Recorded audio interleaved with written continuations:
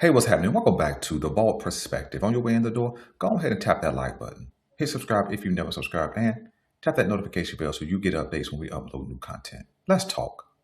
The Baltimore Ravens had a real opportunity on yesterday to get a close-up look at a live audition for some candidates who are in consideration for the Baltimore Ravens head coaching position and maybe an offensive or defensive coordinator position.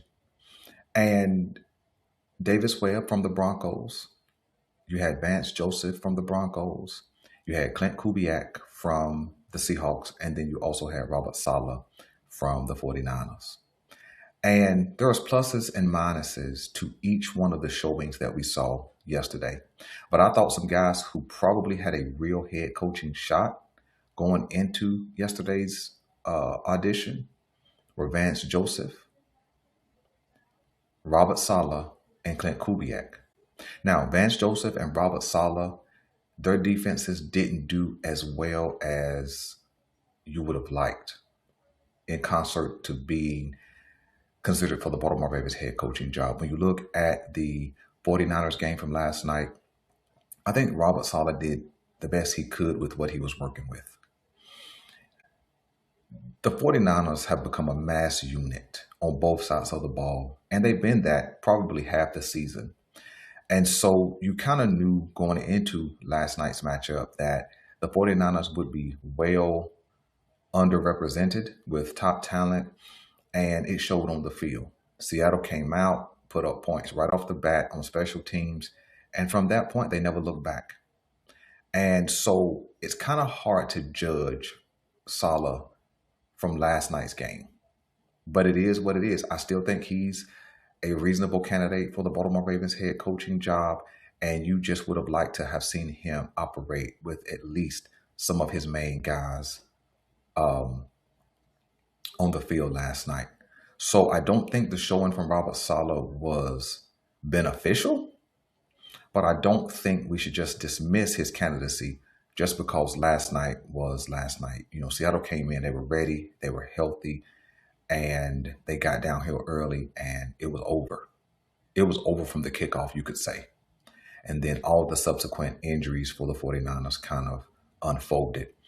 We're not going to talk about the game specifically because that's going to be a conversation we have later this week for the Final Four, which is, of course, next weekend. And so when you look at, in that same matchup, Clint Kubiak, I thought he called a nice game.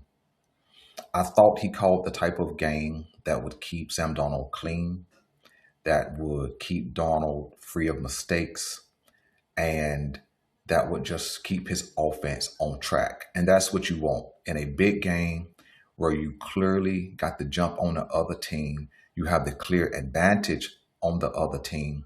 Your goal is to be aggressive, consistent, but smart. And I thought that's what you saw from Kubiak last night. Now, he has a whole 17-game resume that he's put on tape for consumption. And if the Baltimore Ravens do not make a head coaching decision by next weekend's matchups, I think he will have another opportunity against a higher caliber team. And it's not because the 49ers aren't a good team. They just was undermanned. And so I think Kubiak will have another opportunity to audition next week. But I thought he did enough to keep his name in top consideration for the Baltimore Ravens head coaching job. When you come over to the AFC and you look closely at the Buffalo Bills versus the Denver Broncos, I thought Vance Joseph's high-ranked, highly touted defense, I don't think they fared as well. I think that Buffalo came out punching early, and they clearly had the advantage. They clearly were the aggressor. They clearly, in a lot of aspects, were going downhill on the Denver Broncos. But based on their number one ranking as a red zone defense, that's where you saw the Denver Broncos tighten up early in the game, which then gave them the opportunity to take the lead going into the half, have the lead after the half. But, of course, Joe Brady Josh Allen um, put up some points, took the lead, and made the game close. So when you look at a talent for talent comparison, Buffalo Bills offense versus the Denver Broncos defense, you would have to lean in the direction that the Denver Broncos would be more talented from front to back. True enough, the Buffalo Bills have some talent along this offense. The offensive line is good, the quarterback is good, the running back is good. But when you get outside to those wide receivers, nobody's beating down the Buffalo Bills' door to get their hands on any of these guys. The Buffalo Bills were accompanied by some reclamation projects such as Brandon Cooks, Miko Hardman, a second year wide receiver, big body guy who had been benched in Keon Coleman throughout this season, Curtis Samuel, a guy who's been in and out the lineup over the last couple of seasons. And then you had Shakir, who is the best of their wide receivers. But I still don't think nobody is in hot pursuit of Shakir unless he was on the open market. And so this is not to kind of highlight what Josh Allen was working with. This is really to highlight how good of a job I think Joe Brady did with this pass game and a great blend of the run. The Buffalo Bills put up great numbers and were really effective in both aspects of their offense, the pass game and the run game. And regardless of how the game turned out, it wasn't because there was bad offensive coordinating in this game. I thought that Joe Brady, against this high-end defense, did an elite level job. And so I think that Joe Brady, of all four candidates, put on the best performance. Win, lose, or draw, I thought he did the best job with what you saw. Now, it does take a quarterback such as Josh Allen to execute that offense. It does take wide receivers, regardless of talent, to run the routes and be in the right place. And when the ball is in their area code, make the play. But when you think about what he did with Brandon Cooks over the last couple of weeks in the playoffs, what he has done over the last 2.5 seasons with Shakir, what he has done when Keon Coleman has been available, to call the play that Miko Hardman scored on, I think speaks to his acumen. And I think that he elevated his candidacy as a Baltimore Ravens head coach, especially if you're going to lean in the offensive direction.